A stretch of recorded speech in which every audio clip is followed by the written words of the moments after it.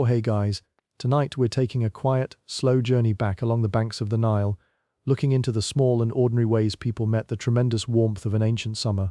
This episode is a composite educational walk rather than the record of one archaeologically verified household, or across centuries of changing dynasties, settlements, regions, seasons, occupations, social positions, and access to water. People did not magically overcome the desert sun or engineer away the climate. What we find instead are human beings living alongside an unrelenting natural force, finding modest pockets of relief, arranging their shelters out of the river silt beneath their feet, and shaping their waking routines around the changing light. Or heat was not something to be defeated.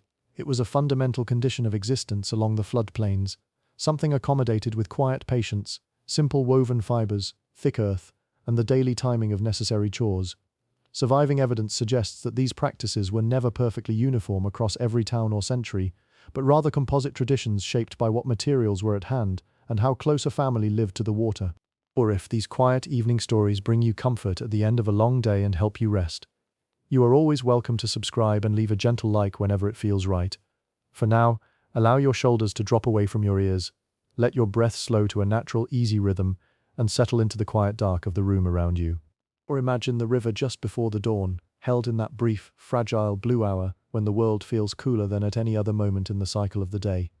Along the eastern horizon there is not yet a fiery flare of gold, only a pale, milky grayness that slowly softens the hard edges of the low hills and the dark silhouette of the palms. Or the desert air, which carries away its warmth so rapidly into the open night sky, rests against the skin with a gentle, dry stillness. For perhaps an hour, the earth itself seems to hold a deep breath, retaining the faint residual coolness that gathered over the long dark hours. Or down by the edges of the Nile, the slow-moving current laps against reeds and soft, dark silt, whispering with a rhythmic hush through the remaining darkness.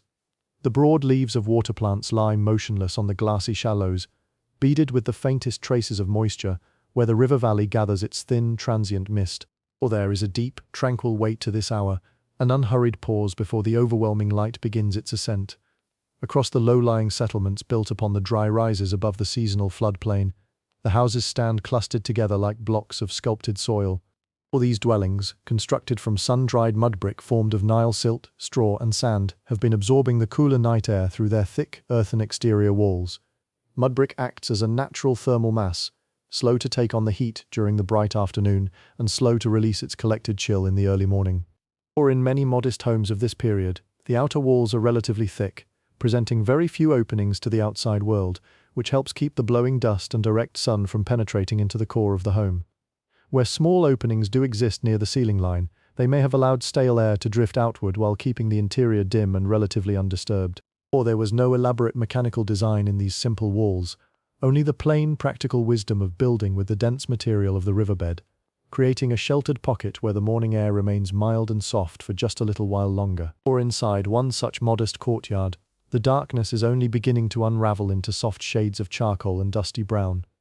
The courtyard floor, swept smooth and packed firm from years of quiet foot traffic, feels cool beneath bare feet. Or against the base of an interior wall, nestled deep in the corner where the shadow lingers longest throughout the morning, several large ceramic storage jars rest upright in shallow depressions scooped out of the earth. These vessels, shaped on a slow wheel or built by hand from porous Nile clay, hold the family's drinking and washing water, carried up from the river or a nearby canal the evening before. Or, because the earthenware remains slightly porous, a very small amount of moisture continually seeps through the clay to the outer surface, where it meets the dry ambient air and slowly evaporates. Under the right conditions, this simple passive process can reduce the temperature of the water inside the jar by a few perceptible degrees compared to the ambient room, providing a soothing, mild coolness to the touch and to the throat. Or a pair of hands lifts a flat, woven lid, made of split river reeds from the mouth of the largest storage jar, setting it aside on a low wooden bench with a quiet scrape. A small, shallow bowl of fired earthenware is dipped into the dark mouth of the vessel, cutting through the surface of the water with a soft, clean sound. All the water drawn up from the deep belly of the jar is clear and still, having settled through the night so that any fine suspended silt has dropped quietly to the bottom. It is not cold in the modern sense, but in the soft pre-dawn air, it feels refreshingly clean and temperate against the skin. Or a few palmfuls splashed across the face. The nape of the neck and the wrists rinse away the dryness of sleep, bringing a quiet alertness without jarring the senses. The remaining drops drip back into the porous clay basin beneath the jar, sinking into the dry silt with a faint, earthy aroma that smells of rich river loam and dried reeds. Or the domestic space begins to stir, not with haste, but with the measured, quiet pace of people who understand precisely how much time the morning allows before the warmth turns heavy. Movement in the pre-dawn hours is deliberate and calm. Or in the small adjoining room, where simple wooden frames with woven cord matting serve as beds. The coarse linen sheets have already been turned down. Linen was the primary textile of ancient Egyptian life, spun and woven from the fibers of the flax plant that grew in the fertile irrigated soils along the riverbanks. Or the natural structure of flax fiber allows air to move freely through the weave, and when worn against the body, plain undyed linen absorbs perspiration readily while remaining light, breathable, and relatively comfortable in warm weather. For ordinary people, clothing was practical, loose, and minimal, consisting of simple wraparound kilts, tunics, or light shifts that allowed the morning air to circulate easily against the skin without clinging or trapping unnecessary body heat. Or a light tunic of pale, unbleached linen is pulled over the shoulders and smoothed down along the waist, its surface slightly crisp from having rested in the still air of the room. The fabric has faded over time to a soft, warm oatmeal color, bearing the subtle irregularities and slubs of hand-spun yarn. Or in some households, clothing of this kind may have been laundered frequently in the river, beaten against smooth stones, and laid out across the baking river gravel to bleach in the sun, emerging with a fresh, dry scent that carries the essence of the water and the open sky. As the wearer ties the simple linen cord around the waist, the fabric hangs loosely, allowing every small movement to stir the air immediately surrounding the body. Or it is a humble garment, born entirely of the river valley's natural resources, functioning not as an ornament, but as a practical shield against both the coming sunlight and the fine dust that will soon drift on the wind. Or across the low threshold, a doorway leading into the central room is draped with a hanging screen woven from dried papyrus stalks or river grasses. These hanging mats served as simple flexible barriers throughout many ancient homes, offering shade from the low angle of the morning light while still permitting the faintest drift of outdoor air to move into the interior rooms. Or a hand reaches out to part the hanging reeds, and they click softly against one another like dry twigs, releasing the faint herbal fragrance of sun-dried marsh vegetation. The screen here remains dry. Surviving evidence does not support presenting wetted screens as a routine household cooling system. Or in the still blue of the pre-dawn, the reed screen simply hangs quiet and straight, marking the gentle boundary between the sheltered domestic interior and the open sky of the courtyard.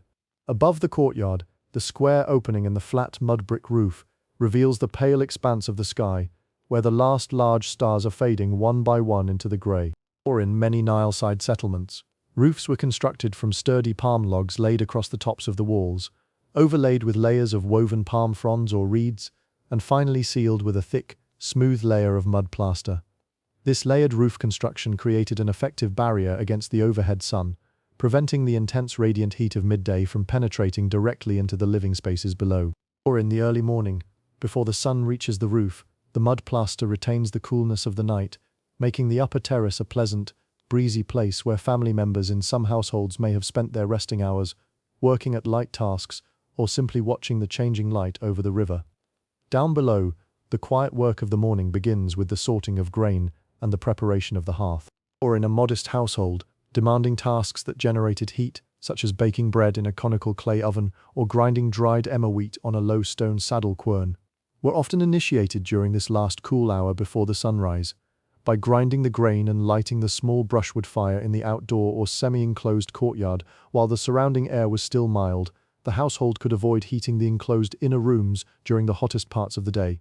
Or the rhythmic scraping sound of a heavy handstone sliding across the sloping granite quern begins to echo softly off the mud brick walls. It is a slow, steady friction, grinding the golden grains of emmer into a coarse, fragrant meal that spills off the lip of the stone onto a clean reed mat spread beneath it. Or the person kneeling at the quern works with a smooth, rhythmic motion, rocking gently forward and backward from the hips to use body weight rather than raw arm strength. The work is physically demanding, yet in the cool grey of the dawn, the physical exertion does not yet cause the heavy, exhausting fatigue that comes with the afternoon sun. Or a light film of perspiration forms on the forehead and across the shoulder blades, evaporating into the dry ambient air and providing a natural, gentle cooling effect that keeps the worker comfortable. Every few minutes, the grinder pauses to brush the fine, pale flour into a shallow woven basket, working with quiet focus as the sky overhead transitions from soft ash grey to a delicate, luminous silver. Or nearby, another member of the household takes a small bundle of dry twigs, river driftwood, and coarse straw to kindle a small, controlled fire within the low, rounded bread oven built into the courtyard corner. The oven, made of thick, coarse Nile clay mixed with chaff, stands perhaps waist-high, its interior blackened from many mornings of baking. Or a small flame catches the dry straw, crackling quietly with a sweet, resinous smoke that curls straight upward through the roof. Opening toward the morning sky, the fire is kept small and efficient, fueled just enough to heat the thick clay walls of the oven without filling the entire living space with excessive heat or heavy soot. Once the clay interior reaches the proper heat, flat rounds of dough, patted out by hand on a smooth wooden board, will be slapped directly against the hot inner walls to bake quickly in the residual heat. While the oven warms, water is brought over to mix the morning-s dough. A wide, shallow ceramic basin is placed on a low stool, and a small quantity of water from the shaded storage jar is poured over the freshly milled flour. Or the hands work the mixture with steady, practiced movements, combining the water, coarse grain, and a pinch of wild leaven left over from the previous day's batch. The dough is soft and slightly sticky, smelling of yeast, sun-ripened wheat, and the damp earth of the clay basin. Or as the dough comes together, it forms a pliable, smooth mass that is divided into small, even balls and set aside on a bed of dry chaff to rest and rise slightly in the mild morning air. Everything is done with an economy of movement, ensuring that the fire can be extinguished and the hearth allowed to cool long before the sun climbs high into the sky. Or beyond the courtyard walls, the wider neighborhood is also coming alive, with the quiet, shared industry of the early hours. Across the narrow, winding alleys that separate the mud-brick houses, the soft sounds of opening wooden door pivots, the shuffling of sandals on packed earth, and the distant braying of a donkey echo softly through the dawn. Or the streets in these settlements were often laid out in narrow configurations, with buildings placed close together so that their tall, windowless walls cast deep, cool shadows across the paths below. Even as the sun began to rise, these narrow alleyways remained shaded and sheltered from the wind for several hours, allowing residents to walk between the river, the fields, and their homes without immediate exposure to the full force of the desert light. Or a few doors down, a neighbor emerges into the alley, carrying a pair of empty clay water pots, suspended from a simple wooden yoke balanced across the shoulders. The yoke, carved from a sturdy piece of acacia or tamarisk wood, allows the weight of the water to be carried evenly across the broad muscles of the back, leaving the hands free to steady the jars. Or the figure turns toward the path that leads down to the riverbank, walking with an easy, unhurried gait that avoids unnecessary exertion to fetch the daily water supply at the earliest possible hour was a practical necessity. The water in the shallows was at its clearest before the daily traffic churned the silt, and the long walk back up the bank with heavy, full vessels was far easier to bear in the cool air of the morning than under the blazing midday sky. Or down at the river's edge, the landscape opens out into a breathtaking, tranquil expanse of water and sky. The Nile flows broad and slow, its surface catching the first faint pearlescent reflections of the eastern horizon. Or along the muddy margin where the water recedes, dense stands of papyrus and tall river grasses rustle in the gentle morning breeze that drifts off the water. The air down by the river carries a distinct, refreshing quality, cooler and slightly more humid than the dry air of the upper settlement, carrying the rich, clean scent of wet mud, wild celery, and damp reeds. Or a small group of water birds, egrets and ibises, wade quietly through the shallows on thin, graceful legs, their white feathers catching the first soft light as they search for small fish in the calm pools. The person with the wooden yoke wades ankle-deep into the shallows, stepping carefully over the smooth, submerged silt. Or the river water feels wonderfully cool around the feet and lower calves, a direct, soothing connection to the primary life source of the entire valley. Tilting the first clay jar at a gentle angle, they allow the water to pour smoothly over the rounded lip, filling the vessel without churning the soft bottom sediment. Or as the pot fills, the air inside escapes with a series of low, resonant gurgles that carry through the quiet morning. Once both vessels are filled to a manageable level, they are capped with clean bunches of freshly pulled reeds to prevent the water from splashing out during the walk home.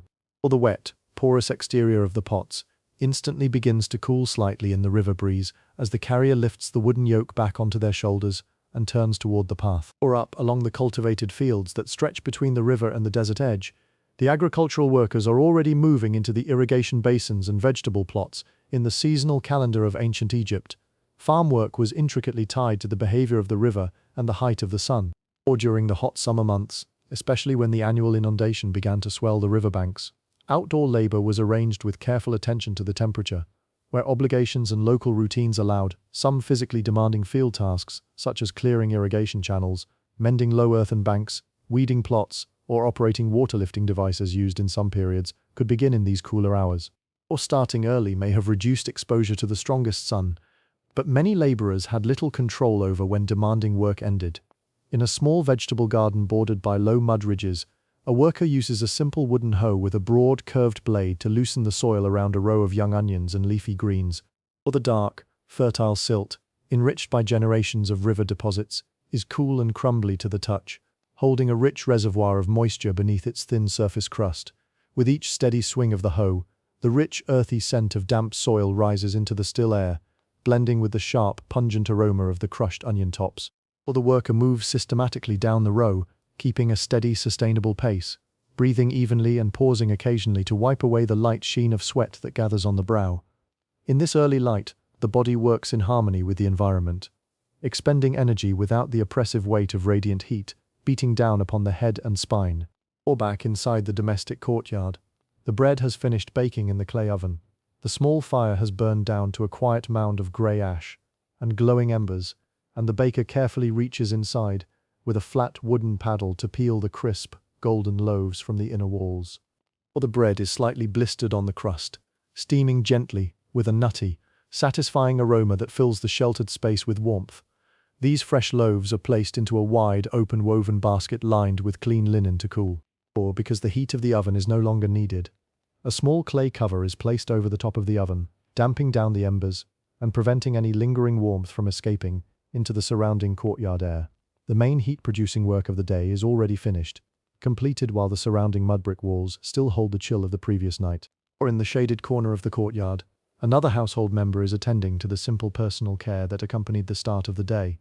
A small wooden cosmetic box, fitted with a sliding lid, is opened to reveal a few small stone jars and smooth pebbles, or from one small jar of carved alabaster or basalt, a tiny amount of natural oil, perhaps extracted from moringa seeds, balanos or linseed, is tipped onto the fingertips. These plant-based oils, used by people across many levels of ancient society according to what they could afford, served a practical role in the intensely dry climate.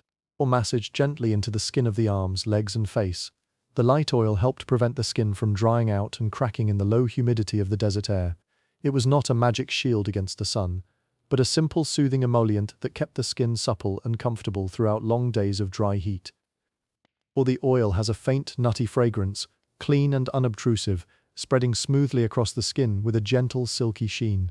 A smooth stone applicator is then dipped into a small pot of dark mineral coal, ground from galena or dark ore, mixed with a trace of fat or water.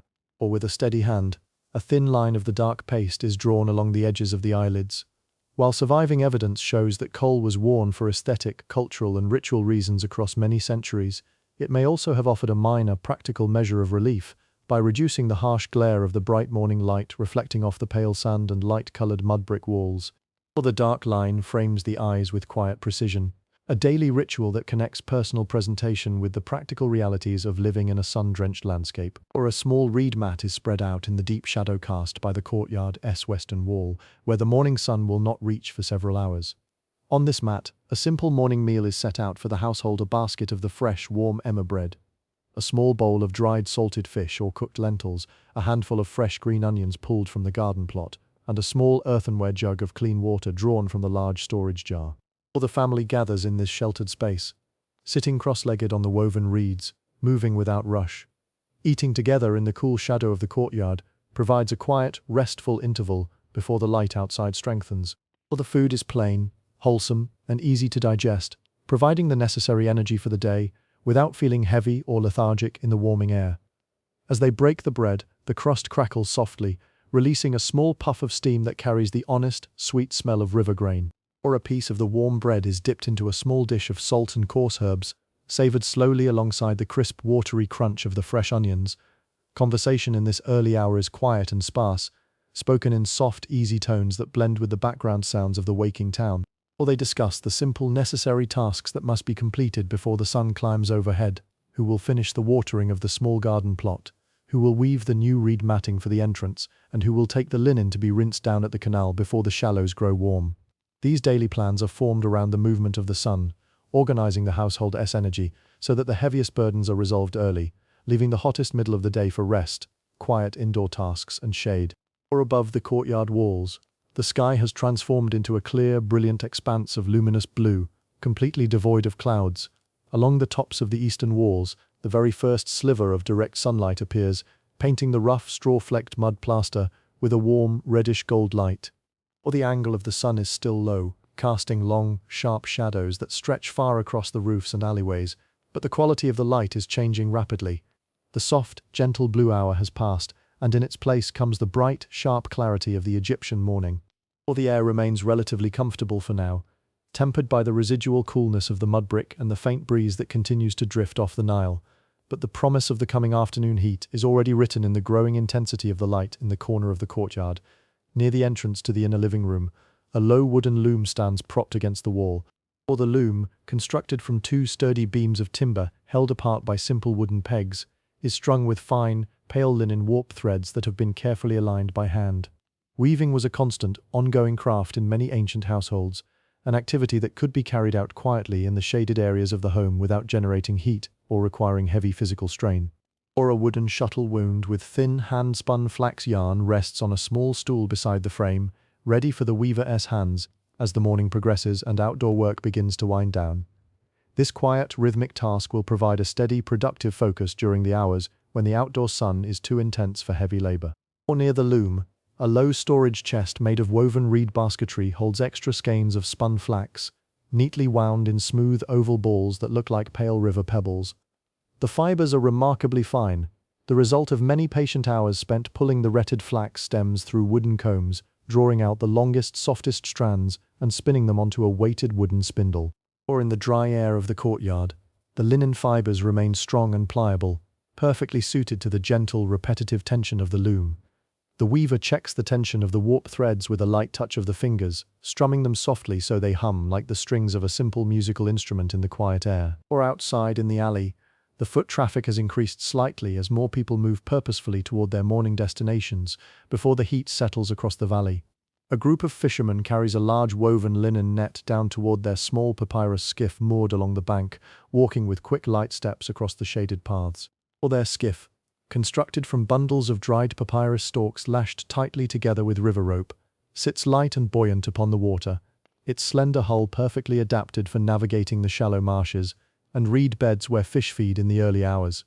For these men, the morning catch must be gathered and brought to shore quickly, ensuring that the fresh fish can be salted, dried, or consumed before the high warmth of the day begins to spoil the delicate meat. Or down at the water's edge, the fishermen push their light craft away from the mud bank with a long wooden pole, gliding out into the calm current with barely a ripple. The water around the hull is clear and deep, mirroring the brilliant morning sky above. Or out on the open river, the gentle morning breeze is at its freshest, moving across the surface of the water and providing a cooling, pleasant airstream that fills the loose folds of their linen garments. As the pole digs into the soft riverbed, the boat surges forward, carrying them toward the quiet backwaters where the papyrus grows tall and thick, creating a natural green sanctuary of shade and cool water along the edge of the vast sunlit landscape. Or back in the home, the meal is finished, and the shallow wooden bowls and ceramic cups are rinsed with a small splash of water from the courtyard basin. The water used for washing is not discarded carelessly in a land where every drop is carried by hand. Water that has cleaned the morning dishes is gathered carefully in a small clay pot to be poured around the roots of a young fig tree growing in the corner of the yard. Or the fig tree, with its broad, deeply lobed green leaves, provides a growing patch of natural shade against the mud brick wall, its roots drinking in the moisture and releasing a faint, sweet freshness into the air immediately beneath its branches. The household now moves into the final phase of its early morning routine, attending to the few outdoor duties that remain before the sun climbs high enough to erase the shadows from the courtyard floor. Or a pair of flat woven sandals, fashioned from sturdy strips of dried palm leaf and papyrus, is slipped onto the feet and secured with a simple toe thong. The woven soles are light and flexible, providing a comfortable barrier that protects the soles of the feet from the coarse sand and small pebbles of the alleyway, which will soon become uncomfortably hot to bare skin as the sun gains strength. Or with the sandals tied securely, a large, shallow woven basket is lifted from the bench and tucked comfortably under one arm. The basket, light and strong, will hold the fresh greens, herbs, and small bundles of river reeds, gathered from the field plots before the drying heat of the day takes hold of the plants. Or stepping across the low mud brick threshold, the walker pushes aside the hanging reed screen, listening to the soft, dry rustle of the stalks as they swing back into place behind them. The morning air in the shaded alley feels calm and clear against the face, carrying the distant, steady murmuring of the river as it flows northward through the valley, while a single measured step carries the day forward onto the packed earth of the path outside. Or the packed earth of the alleyway is still cool under the woven palm soles, holding the lingering memory of the desert night beneath its dusty surface.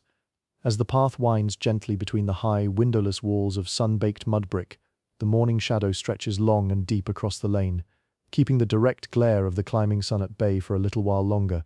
Or walking along this narrow corridor, one can hear the subtle, rhythmic sounds of the early to mid-morning beginning to unfold throughout the settlement.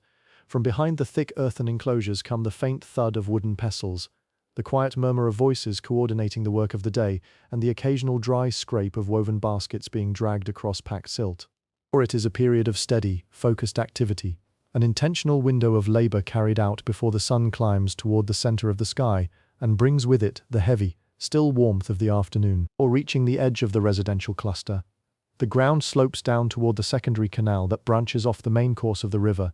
Here, the water moves with a slower, gentler pace than in the broad Nile, fringed with thick clusters of dark green sedge and wild grasses that thrive along the muddy embankment. Or several people from neighboring dwellings are already gathered along the water's edge, each attending to the daily repetitive task of fetching the household's water supply. In the drier months of the year, when the water level within the canals dropped, reaching clean water required descending carefully down the silt banks, while during the post-inundation season, the water stood high and accessible right at the field margins. Or this rhythm was never static. It changed with the annual pulse of the river, dictating how far one had to walk and how much physical effort was required to haul the heavy vessels back to the homes. A large, wide-bellied earthenware jar, shaped from local Nile silt clay and fired in a simple updraft kiln, is brought down to a flat, dry stone set into the bank. Or the person carrying it bends at the knees, setting the empty vessel down with a muted clatter against the rock. With a smaller, handheld ceramic scoop, they begin transferring the canal water into the larger jar, pouring it steadily through a loose bundle of clean, woven palm fiber placed over the rim to catch any floating debris, dried twigs, or stray bits of riverweed. Or the water that fills the pot is slightly clouded with the fine suspended loam of the riverbed, but as it sits in the shade of the household later in the morning, that silt will slowly settle to the bottom, leaving the upper water clearer and more palatable. Carrying water was among the most physically demanding chores of the morning, a labor that fell unevenly across different households and social positions. Or in more prosperous estates or larger administrative households, this heavy task may have been carried out entirely by servants, estate laborers, or enslaved individuals who made multiple trips back and forth between the water source and the storage magazines. In a modest, ordinary household, however, family members shared or took turns with the burden, coordinating their trips to ensure enough water was brought home before the sun began to beat directly upon the open paths. Or a full ceramic pot was heavy and awkward, demanding balance, strong back muscles, and a steady, rhythmic stride that minimized the sloshing of the precious liquid within. Once filled, the large jar is lifted using a stout linen carrying strap looped securely around its neck and supported against the hip, or hoisted by two people using a sturdy timber pole passed through woven rope handles. The journey back through the narrow lanes is slower now, the weight of the water pressing down with every step.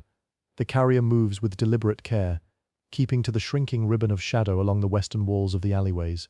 Or the morning breeze, which felt so fresh and light along the open water, begins to drop as it enters the dense cluster of houses, leaving the air between the mud-brick walls calm and gradually warming.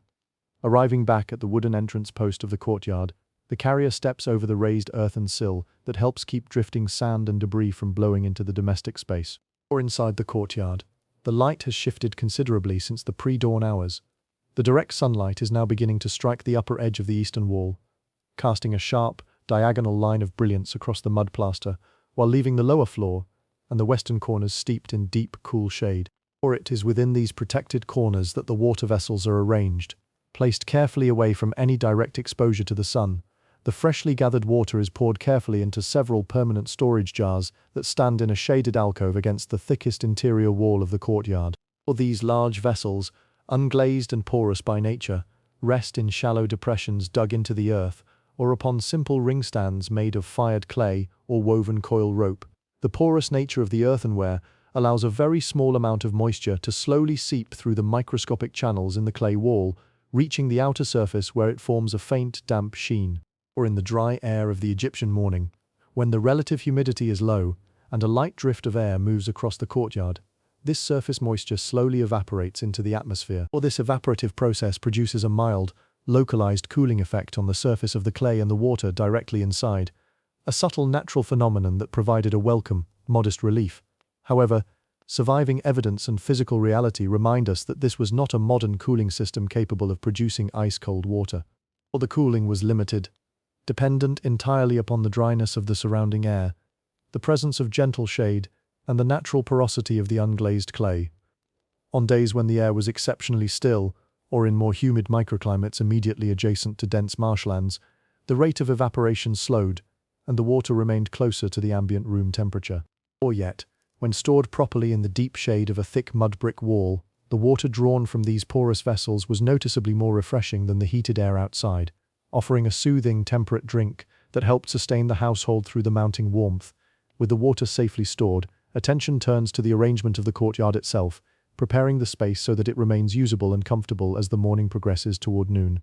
Or in many modest ancient homes, the courtyard was the functional center of daily life, an open-air room where cooking, spinning, tool maintenance, and light food preparation took place under the sky.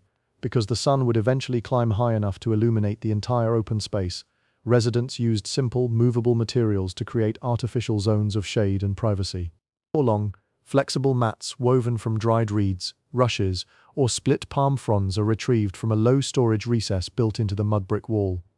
These mats, lightweight and easily handled by one or two people, are arranged over simple wooden cross poles that span the gap between the courtyard wall and a central timber support post. Or when laid across the overhead beams, the dry reed mats create a light, dappled canopy that blocks the harsh, direct rays of the sun, while allowing the rising warm air to pass freely upward between the loosely woven stalks. The shade cast by these reed screens is not the dense, heavy darkness of an enclosed room, but a soft, filtered light that makes working outdoors during the mid-morning far more tolerable. Or in some settings, vertical reed screens are also tied to low wooden stakes or propped against the open sides of the courtyard to shield the working areas from the gaze of neighbors or passers-by in the street above. These vertical screens served a dual purpose, offering both a degree of visual privacy for the household and a light barrier against the low morning wind that could blow fine desert sand across the clean working spaces. Or the dried reeds, having been harvested from the riverbanks and cured in the sun, are completely dry, rustling softly whenever a stray current of air brushes through the courtyard. They were simple, disposable furnishings of river life, easily replaced when they became brittle or worn after seasons of exposure to the sun. Or as the shade canopy is secured with simple loops of twisted palm fiber twine, the household begins the mid-morning preparation of food, working efficiently to complete as much as possible before the intense heat of noon makes standing over grain or working with raw provisions uncomfortable. In an era without refrigeration, food preparation was an immediate, daily necessity, shaped by what could be kept fresh, what was preserved in salt or oil, and what needed to be consumed quickly after preparation. Or on a low wooden table smoothed by generations of use, several ingredients are laid out for the midday meal and the coming evening. A shallow ceramic bowl holds a handful of dried pulses fava beans or lentils that were placed in water earlier in the morning to soften their tough outer skins. Or beside them rests a small woven palm basket containing dried figs, a few wrinkled dates, and a cluster of small, bitter wild herbs gathered from the edge of the irrigated plots. A flat slab of limestone serves as a chopping and crushing surface, where a person kneeling on a dry reed mat uses a smooth river pebble to crush cloves of wild garlic and dried coriander seeds, releasing a sharp, fragrant aroma into the shaded courtyard. Or in wealthier or more established households, the range of provisions and the division of labor were markedly different. An elite estate might have dedicated kitchen areas separated from the main living quarters, staffed by numerous cooks, bakers and brewers who prepared elaborate meals consisting of multiple varieties of bread, roasted waterfowl, cuts of beef or goat, and sweetened pastries made with honey. Or in some affluent settings, household elites could delegate much of the hot work of hauling water, milling, or tending fires. Although arrangements varied, greater access to shaded rooms and porticos could separate their experience from that of the people performing those tasks. Or for an ordinary, modest family, however, the diet was much simpler, centered on bread, beer, onions, pulses, and whatever small additions of fish or fruit were available in season. The work of preparing this food was done directly by the household members, who had to balance the time spent on food preparation with their other necessary tasks, such as tending animals, weeding garden plots, or spinning flax. Or every task had to be measured against the rising temperature of the day, ensuring that perishable foods were kept in the coolest, most sheltered corners of the home. A wide, shallow earthenware crock is used to prepare a batch of crushed beans, mixed with a small amount of oil, crushed garlic, and salt. Or the mixture is stirred with a flat wooden paddle until it forms a thick, savory paste that can be eaten cold alongside dry flatbread during the middle of the day when lighting a fire would add unwanted heat to the courtyard. Because the early morning baking had already produced fresh loaves of emmer bread, there is no need to kindle another fire in the clay oven. Or the oven, still faintly warm from the dawn baking, sits quiet in the corner, its outer surface cooling as the coals inside turn entirely to ash. Nearby, a small ceramic jar containing a light, cloudy beer is brought out from the shaded interior room. Or in ancient Egypt, beer was widely important in diets and rations in many settings, though its forms, strength, availability, and users varied across time and social circumstances. This household beer brewed from lightly baked loaves of barley or emmer bread, soaked in water and allowed to ferment in large clay vats, could be thick or cloudy, while ingredients, preparation, and strength varied between periods and settings. Or it was often strained through a woven sieve directly into a small drinking bowl before consumption, separating the liquid from the coarse husks and grain sediment. Beer could contribute calories and liquid to a meal, but it was not a magical cooling beverage, and surviving evidence does not justify treating every brew or household practice as identical.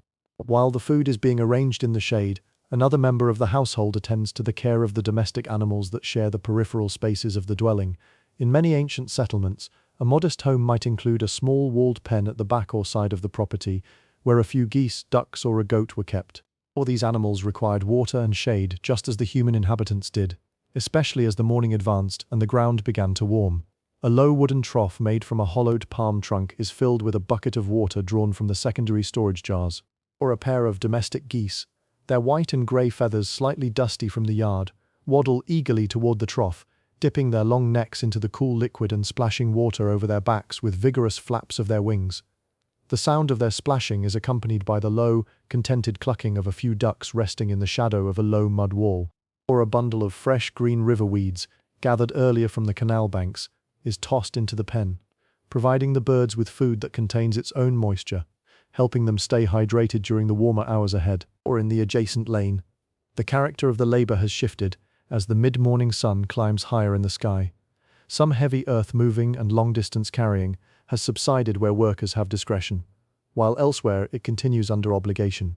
Or the agricultural workers who were tending the irrigation basins have moved to more sheltered or less strenuous activities, working beneath the canopy of date palms that border the fields or retreating toward the shade of field huts constructed from palm thatch and river reeds.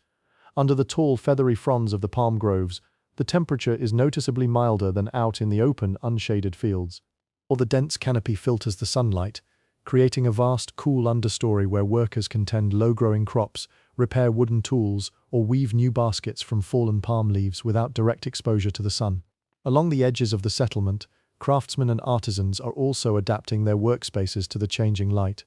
Or a carpenter working with native timber acacia, tamarisk, or sycamore fig has moved his low workbench entirely into the shadow cast by a large administrative building. Working with hand adzes, wooden mallets, and copper or bronze chisels requires significant physical focus, and doing so in the direct sunlight would quickly lead to fatigue and heat exhaustion. Or by positioning the workbench along the western wall of the larger structure, the carpenter ensures several continuous hours of solid, unbroken shade, allowing him to shape chair legs, chest panels, or agricultural handles with precision and comfort. Surviving evidence from various periods of Egyptian history shows that access to comfortable, well-ventilated spaces varied tremendously depending on one's role in society. Or an artisan working in a state-organized village or a royal workshop might have access to well-planned, shared working courtyards with regular deliveries of water and provisions provided by the central administration. In contrast, an independent rural laborer or tenant farmer might have had fewer organized provisions and relied more heavily on household or local resources, finding shade wherever a tree, a mud wall, or a simple thatch shelter could be erected. But despite these social and economic disparities, the fundamental strategy for dealing with the climate remained broadly the same across all classes: respect the movement of the sun, seek shade whenever possible, minimize heavy exertion during peak hours, and utilize the natural materials of the valley to create sheltered microclimates. Back within the residential courtyard, the shade from the overhead reed mats creates a comfortable, quiet sanctuary. The temperature is rising steadily outside, but inside the courtyard, the air remains relatively still and manageable. A member of the household sits on a low, three-legged wooden stool with a seat made of woven cord, attending to the maintenance of the family's simple linen clothing. Or a pile of clean, dry tunics and kilts, laundered and dried in the early morning sun, lies on a clean mat beside the stool. With a smooth, rounded piece of limestone or polished hardwood, the worker presses the seams of the linen garments, smoothing out the rough wrinkles and flattening the hems. This simple pressing was a common way to neat and coarse linen without the use of heat, relying solely on the friction and pressure of the smooth stone against the natural fibers. The linen feels cool and smooth to the touch, having absorbed the dryness of the morning air. Once smoothed, the garments are folded neatly and placed inside a wooden chest or a deep reed basket to protect them from the fine, airborne dust that typically begins to rise in the late morning as the desert winds stir. As the garments are packed away, the sound of footfalls outside signals the return of the household member who had gone out to the fields earlier with the woven basket. The wooden door pivot turns smoothly, and the person steps into the courtyard, setting the basket down on the shaded earth, with a quiet sigh of relief. The basket is filled with fresh produce gathered before the sun could wilt the delicate leaves, bunches of dark green wild lettuce, crisp radishes with their green tops intact, a few small firm cucumbers, and a bundle of fresh mint and coriander. All the freshly picked vegetables are immediately brought over to the shaded corner near the water jars. A small quantity of water is used to rinse the garden soil from the roots, and the damp greens are wrapped loosely in a clean, damp piece of coarse linen. This simple practice of wrapping fresh produce in slightly moist cloth helped keep the vegetables crisp and prevent them from wilting in the dry heat of the house. The damp bundle is placed inside a shallow ceramic dish and set on the floor beside the porous water jars, where the surrounding air is at its most temperate. The person who returned from the fields unties their woven sandals, leaving them by the entrance, and steps onto the cool, swept floor of the courtyard with bare feet. The soles of their feet, warm from walking along the sunlit path outside, welcome the cool touch of the packed earth in the shade. They walk over to the large water jar, lift the reed lid, and dip the earthenware bowl deep into the vessel. Bringing the bowl to their lips, they drink deeply and slowly, feeling the refreshing cool water soothe their dry throat and wash away the dust of the fields. A few remaining drops in the bowl are tipped onto the palm of one hand and wiped across the back of the neck, providing an immediate, pleasant sensation of relief as the moisture meets the dry air. The courtyard is now fully prepared for the midday hours that lie ahead. The heavy chores of fetching water, grinding grain, baking bread, and harvesting fresh crops are finished. The food for the noon meal sits ready in the shade, covered with clean reed mats to protect it from stray insects and dust. The animals are watered and sheltered beneath their palm thatch canopy, and the tools of the morning sast labor hose, carrying poles, baskets, and sickles, have been wiped clean of mud and hung on wooden pegs driven into the mud brick wall in the adjoining inner room of the house. The atmosphere is noticeably dimmer and cooler than in the courtyard. This central living space, sheltered on all sides by thick interior walls and having no windows to the outside world other than the doorway leading to the courtyard, maintains a remarkably stable temperature throughout the morning. The thick mud brick walls have spent the morning absorbing the ambient warmth of the exterior without yet allowing it to transfer through to the inner chamber. Inside, the light is soft and diffuse, entering only as reflected illumination through the doorway. A low wooden daybed, strung with tight linen cords and covered with a simple woven rush mat, stands against the far wall of the inner room. Beside it, a carved wooden headrest, a curved piece of smooth timber supported by a central pillar, on a flat base rests ready for use.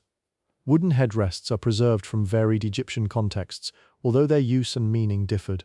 This one elevates the head above the bed frame. Any sense of airflow or comfort in this imagined room remains an inference rather than a proven primary cooling function. A household member steps into the dim, quiet interior of this central room, carrying a small, shallow basket filled with spun flax yarn and a wooden hand spindle with a limestone wall. Sitting down on a low reed stool near the doorway, where there is just enough natural reflected light to see the fine threads without letting in the direct heat of the sun, they begin the calm, repetitive work of spinning. The spindle is rolled against the thigh with a quick, practiced motion of the hand, and then allowed to drop and spin freely in the air, twisting the raw flax fibers into a strong, continuous thread. The rhythmic, gentle whirring of the spinning wheel fills the quiet room, a steady, soothing sound that harmonizes with the tranquil stillness of the mid-morning. Outside, in the courtyard, the sharp line of sunlight has crept further down the eastern wall, illuminating more of the mud brick plaster and warming the top edges of the reed canopy overhead. Or yet, beneath the screens and within the thick earthen walls of the home, the environment remains sheltered, calm and composed, perfectly arranged to endure the approaching fullness of the Egyptian noon. The spinner pauses for a moment to join a new strand of combed flax to the lengthening thread, smoothing the junction with slightly dampened fingertips, or with the new fiber caught securely in the twist. Their hand reaches out once again to set the weighted spindle into motion, watching the pale thread draw out smoothly from the bundle of fiber held gently in the other hand, or the spindle continues its gentle drop, rotating with a steady, quiet hum that seems to anchor the stillness of the interior room. As the late morning advances toward the full height of noon, the quality of light outside undergoes a marked change, shifting from the soft, angled radiance of earlier hours into an intense overhead brilliance that flattens every shadow in the open country. Or along the Nile Valley, this approach toward the midday peak brought a natural deceleration in the physical tempo of daily existence.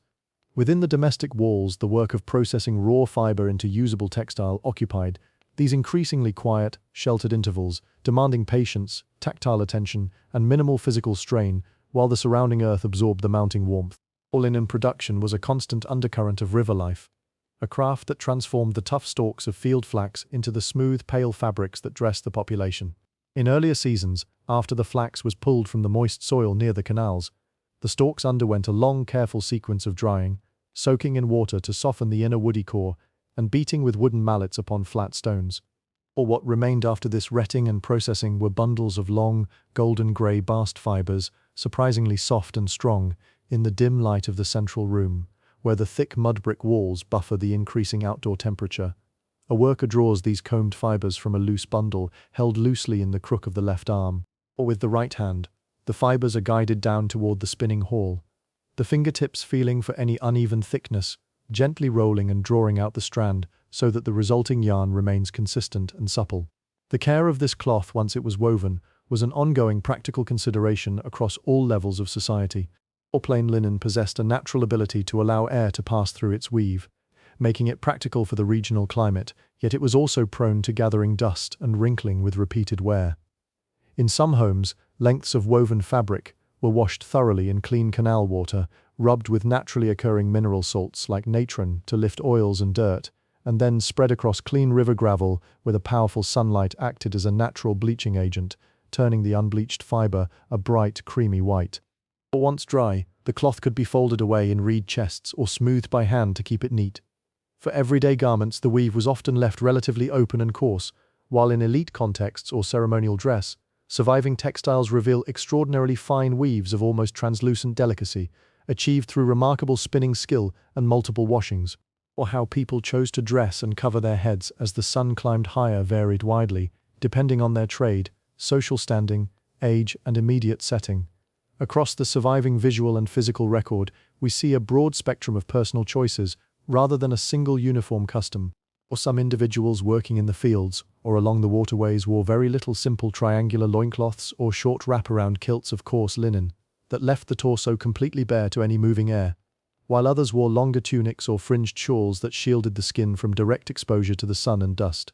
Hair and head treatments reflected this same rich diversity of social expression and practical adaptation.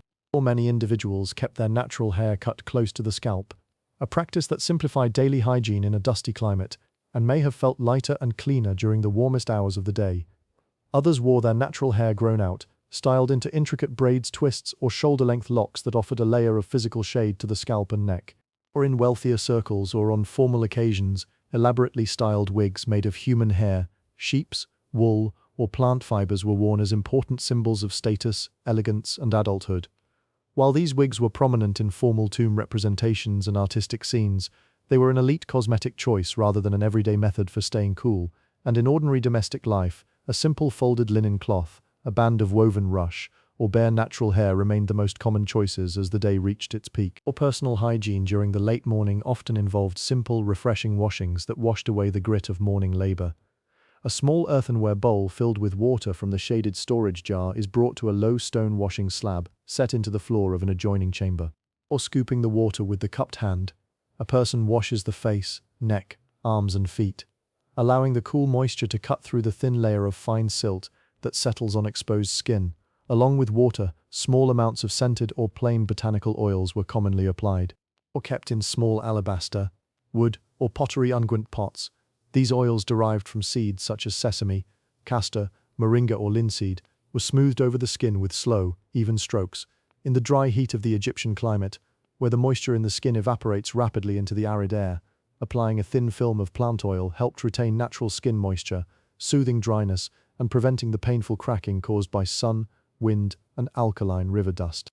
Or in wealthier households, these oils might be infused with fragrant resins like myrrh, frankincense, or crushed aromatic herbs, filling the private rooms with a subtle, rich scent, while in modest homes plain, unrefined local oils served the identical, essential purpose of basic physical comfort.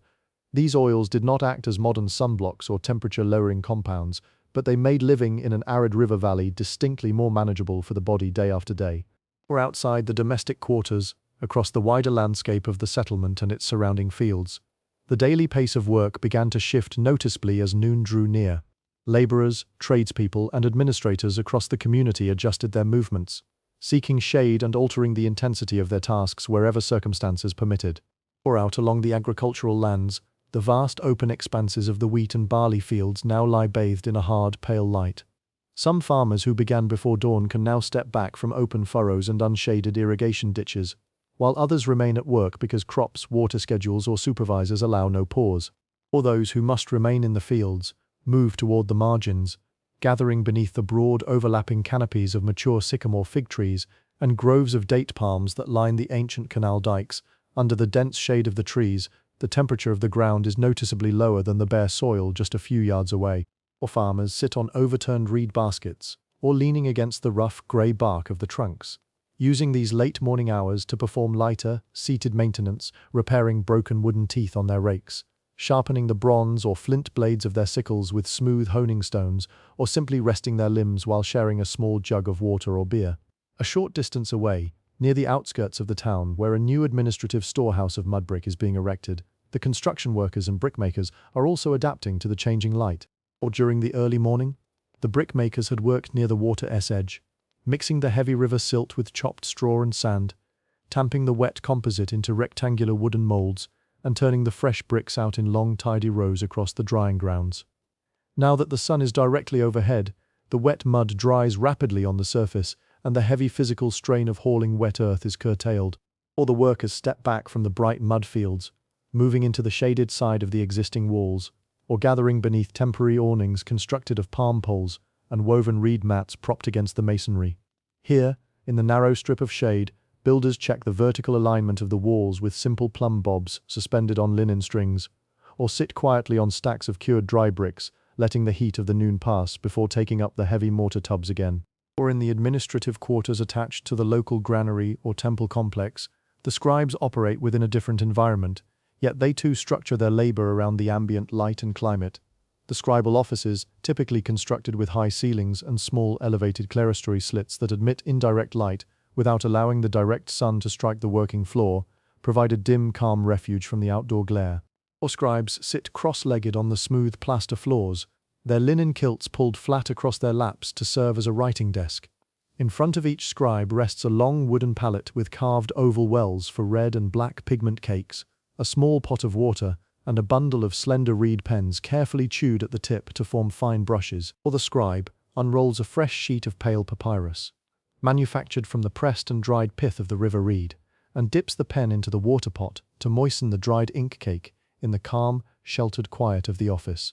The scribe records the tallies of grain delivered from the morning's harvest, noting the bushels of emmer and barley with precise, flowing hieratic characters. Or the work is sedentary and demands great concentration, perfectly suited to the middle hours of the day when outdoor movement becomes burdensome.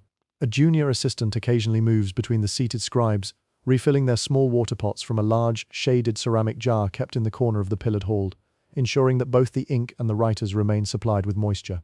Or down at the river quays and harbour basins, the boat workers and watermen navigate the late morning with a mixture of quiet rest and cautious movement.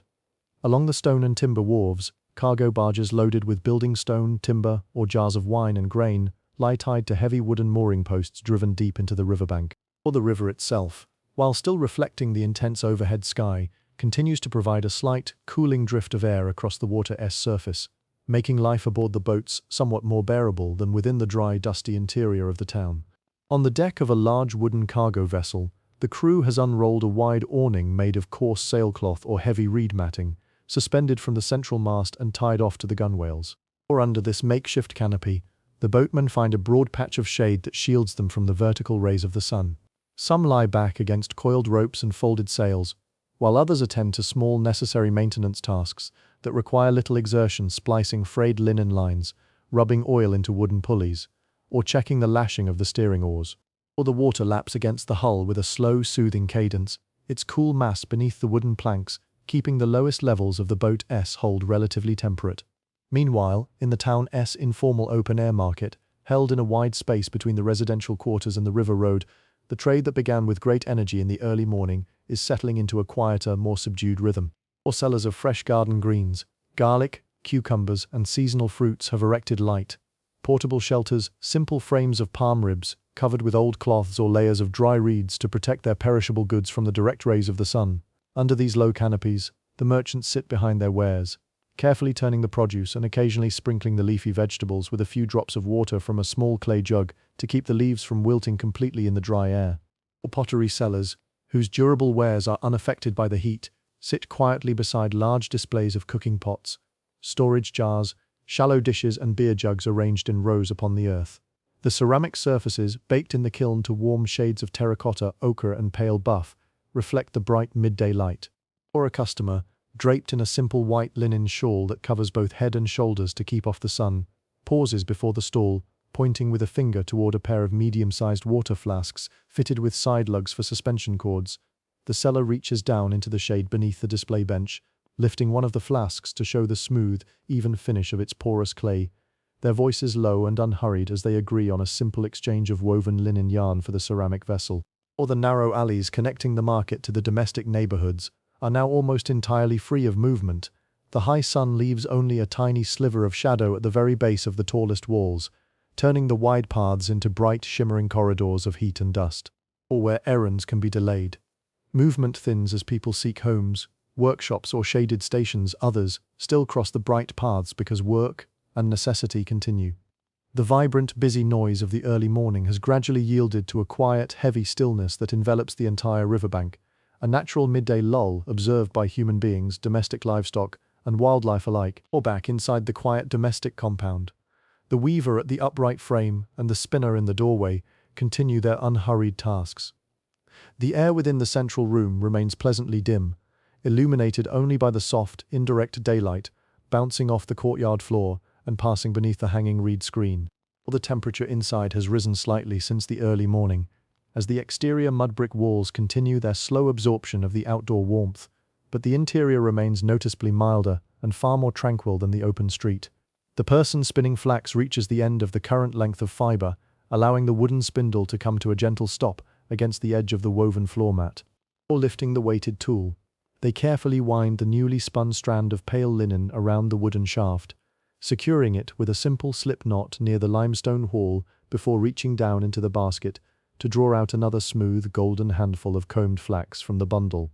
The midday sun now stands high in its daily arc, suspended like a broad, glowing eye in a sky of pale, bleached lapis. Or across the river valley, the land enters its deepest, most profound stillness, where the fierce, radiant energy of the desert presses down upon the flat, alluvial plain.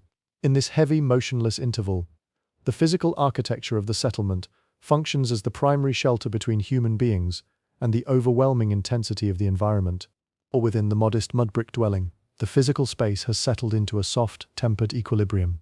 The thick exterior walls of Nile silt and straw, having stood beneath the sun for hours, continue their slow, natural work of thermal resistance, absorbing the radiant warmth into their dense outer layers without yet permitting that heat to penetrate fully through to the dark, cool inner rooms.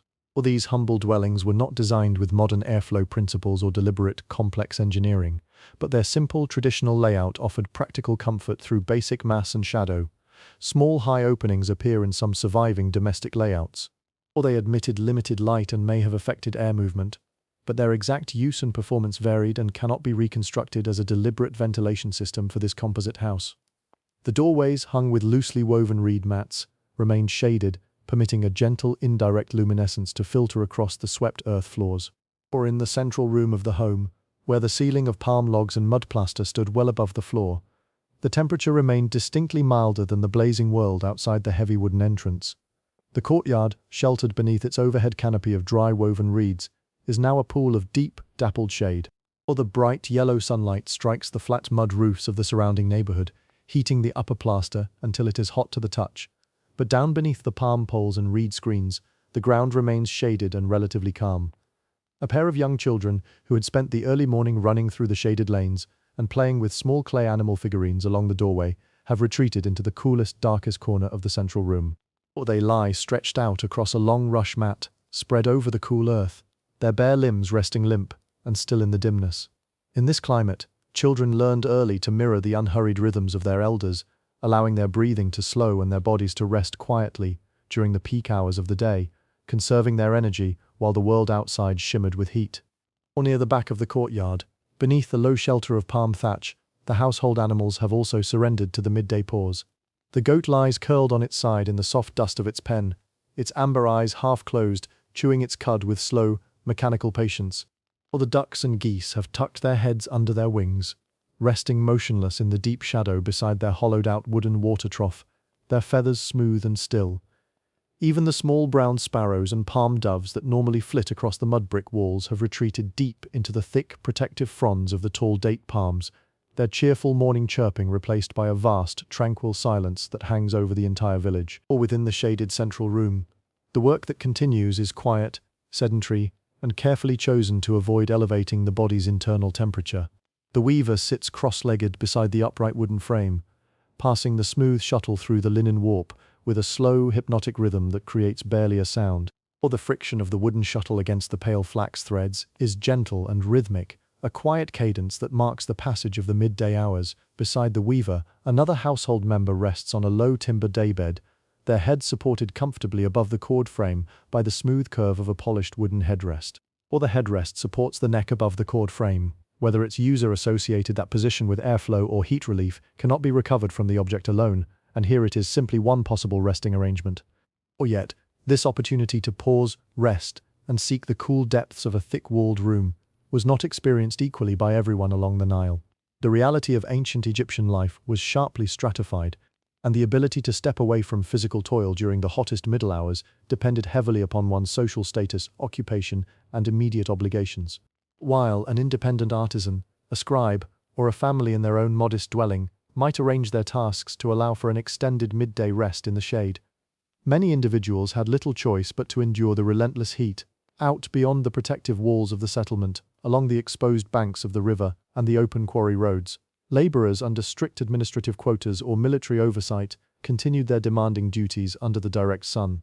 Or in the stone quarries of the sandstone and limestone cliffs that bordered the valley, stonecutters and haulers faced an environment of intense, reflected heat, where the pale stone faces bounced the solar glare back from every angle. Any pauses, shelter, water provision, or changes of pace would have depended on period, site, supervision, and supplies. Or the physical demands of quarrying and moving stone nevertheless left many workers with far less control over exposure than people able to remain at home. Similarly, in large agricultural estates, the division of comfort was starkly evident between the estate owners and the dependent laborers. Or on a wealthy estate, the physical architecture reflected a lifestyle of deliberate luxury and insulation from the harsh climate. Elite villas, often situated within lush walled gardens fed by private irrigation channels, featured broad, pillared porticos, high-ceilinged reception halls with multiple shaded doorways, and deep courtyards surrounded by covered colonnades. Or these expansive spaces allowed for maximum shade and natural light without exposure to the sun. Within these palatial homes, owners and high-ranking officials could recline on cushioned ebony chairs, attended by servants who stirred the air with large handheld fans made of woven palm fronds, ostrich feathers, or stretched linen mounted on long, gilded poles. Or these elite settings often included shallow artificial pools or garden basins, lined with stone and planted with fragrant blue lotus flowers, surrounded by dense rows of sycamore figs, pomegranates, and date palms. These private garden enclaves created a sheltered microclimate where the air felt noticeably cooler and fresher than in the dusty, compact lanes of the ordinary town. Or yet, The presence of these magnificent pools and lush gardens in tomb paintings and elite texts does not represent the common experience of the ancient Egyptian population. Many people living in modest mud-brick settlements would not have had ornamental ponds, dedicated fan-bearers, or spacious colonnades. All their relief was found strictly in the practical, humble realities of thick mud walls, shared shaded courtyards, loose linen garments, and simple clay water jars. Or within wealthy estates, elite comfort could depend heavily on domestic servants, dependent laborers, and in some contexts enslaved workers whose own opportunities to pause were unequal and cannot be reduced to one schedule. In the detached estate kitchens, outdoor baking yards, and brewery magazines, cooks and brewers stoked fires, strained thick mash, and tended bubbling cauldrons under the baking sun, their skin glistening with sweat and coated in fine ash. Or water carriers continued their heavy treks to and from the river to ensure the estate's large storage tanks remained full, hauling wet jars through the midday heat to supply the kitchens, gardens, and private washing rooms of the manor. The contrast could be severe. Some elites occupied shaded rooms while other people sustained the estate through work performed in warmer and more exposed spaces. Or in the modest household, life occupied a middle ground of shared, necessary cooperation. This imagined household has no servant staff in the scene, yet we cannot know whether obligations, tenancy, debt, or supervision shaped each member's time. Or here, those who are present maintain a quiet pause, while others elsewhere continue working. A member of the household rises quietly from the floor of the central room, stepping softly to avoid disturbing the resting children. Or moving into the shaded courtyard, they walk over to the corner where the large porous clay storage jar stands deep within its alcove. The outer surface of the earthenware pot is cool and slightly damp to the touch, having maintained its subtle evaporative process throughout the morning. Or lifting the flat reed lid with a quiet rustle, they dip the small earthenware bowl into the dark, calm water inside. The liquid is drawn up clean and clear, offering a quiet, simple refreshment in the heart of the day. Or holding the bowl in both hands, they take several slow, measured sips, feeling the cool water bring relief to their parched throat. The water carries a faint, familiar taste of the river clay, clean and mineral-rich. Or after drinking, they take a small corner of a clean linen cloth, dip it into the remaining water in the bowl, and gently press the damp fabric against their temples, forehead, and the back of their neck. The moisture cools the warm skin instantly, providing a momentary sensation of lightness and comfort that eases the heavy lethargy of the midday heat. Or walking back toward the doorway of the inner room, they pause near the small wooden table in the shaded courtyard. On the table rests a shallow ceramic dish, containing a few dried dates and a small piece of the flat emmer bread baked at dawn. Or they pick up a single date, its wrinkled skin sweet and sticky with natural sugars that have concentrated in the dry heat. Chewing the fruit slowly, they look out across the quiet, sun-drenched courtyard, where the line of direct sunlight has now reached its lowest point on the western wall, completely filling the open center with brilliant light, while leaving the perimeter safe beneath its woven reed canopy. Or with the date finished, they set the small earthenware bowl back onto the wooden bench, turn smoothly toward the low stool near the upright loom, and reach out a hand to grasp the smooth wooden shuttle resting upon the warp. The wooden shuttle slides cleanly across the pale linen warp, drawn through the threads by practiced fingers as the light across the courtyard begins its slow, gradual transformation. Or the blinding, vertical glare that held the settlement in its quiet midday grip is subtly losing its sharp intensity to the west. The sun begins its steady descent toward the low desert cliffs, casting the very first elongated shadows from the upper cornices of the mud-brick walls. Or the oppressive heavy stillness that hung over the settlement begins to soften, replaced by a tentative, gentle movement of air that stirs the dry fronds of the palm canopy overhead. This shift marks the start of the late afternoon, an essential working window along the Nile Valley, where the community returns to active labor, taking advantage of the lengthening shadows before darkness falls. Or within the modest dwelling, the thermal behavior of the mud brick is entering a new phase. Having absorbed the solar radiation through the long, intense hours of midday, the thick exterior walls now begin to conduct that warmth through to the interior surfaces. Or the inner rooms, which felt so pleasantly dim and protective during the peak of the heat, gradually become slightly warmer as the dense silt masonry starts to release its stored energy into the enclosed spaces. Recognizing this shift, the household begins to transition its activities outward once more, moving from the enclosed central chamber toward the open-air courtyard and the exterior thresholds where the moving air is fresher. Or the overhead reed screens that had been drawn tight across the courtyard beams to block the vertical rays are now loosened and shifted. With the sun angling lower in the western sky, The direct sunlight no longer penetrates straight down into the yard. Or a member of the household unties the palm fiber ropes, securing the central woven mats, sliding them back along the horizontal wooden poles. This simple adjustment reopens the courtyard to the open sky, allowing the warm air that accumulated beneath the canopy during the hottest hours to rise freely and dissipate into the upper atmosphere. The courtyard once again becomes the primary center of domestic life, filled with a soft, warm light that reflects gently off the straw-flecked mud plaster. The children, waking from their quiet rest on the rush mats, step out into the newly opened yard, their movements lively and renewed. Or the small goat in the rear pen stands up, shaking its dusty coat, and bleats softly toward the doorway, anticipating the late afternoon feeding. Throughout the neighborhood, similar movements are occurring behind every wall.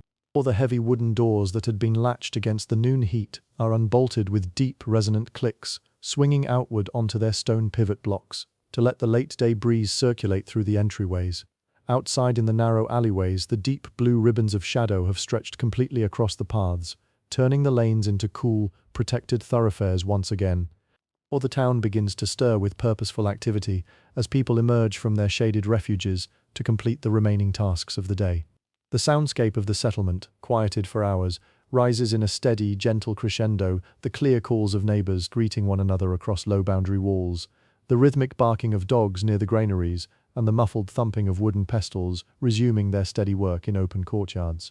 Or down along the public paths leading toward the water, the traffic of water carriers resumes in earnest.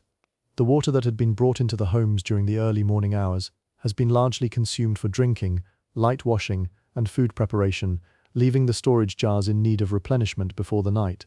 All men, women, and older children carry their empty earthenware jars, leather water skins, or wooden buckets balanced on shoulder yokes, walking with a lighter, more relaxed step now that the blinding glare has faded from the sky.